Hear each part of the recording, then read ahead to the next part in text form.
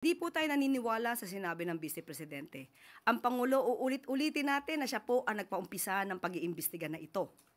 Noon pa po ay marami ng anomalya.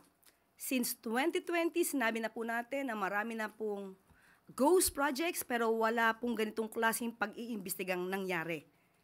Hindi inalintana ng Pangulo na kung sa panahon niya ito maimbestigahan, wala siyang magagawa kundi pa imbestigahan to para sa taong bayan. So kung sino man yung nagsasabing walang trust and confidence, siguro siya po mismo ang maglahad kung meron siyang nakakaharap na anomalya patungkol sa mga korupsyon, sa ghost students, ghost food packs na kinapalooban or kinasangkutan ng DBM, or rather DepEd, sa kanyang pamumuno, dapat manguna po siya sa kanyang pagpapaliwanag kung siya po ay naniniwala sa transparency and accountability.